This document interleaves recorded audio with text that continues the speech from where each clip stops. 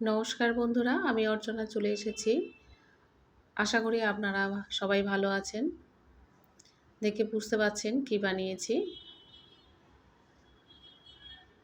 এটা হলো পেঁপের জুস। গরমের সময় কি বানাবো?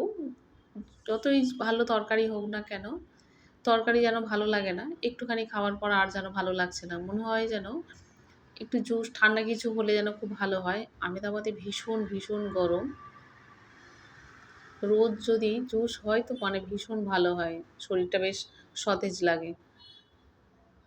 সেই জন্য আমি আজকে বানিয়েছি পেঁপের জুস। অর্ধেকটা পেঁপে ছিল, বেশি ছিল না। ছোট করে কিউব সাইজ করে কেটে নিয়েছি আর দিয়েছি সামান্য একটু আদা কুচি আর দিয়ে দিলাম আইস কিউবগুলো। আর দিচ্ছি একটু পাতিলেবুর রস। এটা 2 চামচ হবে। পাতিলেবুর রস দিয়ে দিলাম। 2 চামচ আমি চিনির দিয়ে দেব।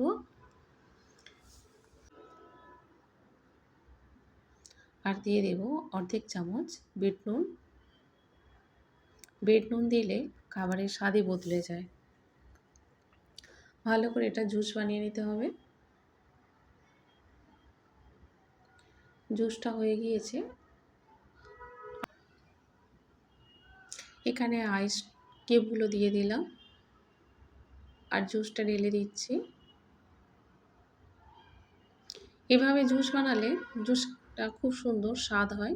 সামান্য একটু আদা কুচি দিলে খুব সুন্দর লাগে। সঙ্গে দিয়েছি পাতিলেবুর রস আর বিট নুন। দারুণ স্বাদ হয়। চিনিটা তো শুধুমাত্র মিষ্টিটা হওয়ার জন্য।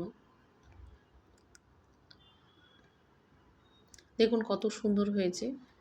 গরমের সময় এই রকম জুস হলে আর কিছুই লাগে না। একদম ঠান্ডা। আর আমেদাবাদে ভীষণ গরম।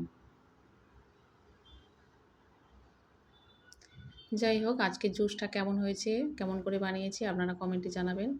আমি অর্চনা, আপনারা দেখছেন মাইসেলফ দীপ্তেন্দ্র। অবশ্যই করে লাইক, শেয়ার এবং সাবস্ক্রাইব করবেন। দেখা হবে আবার পরের ভিডিওতে।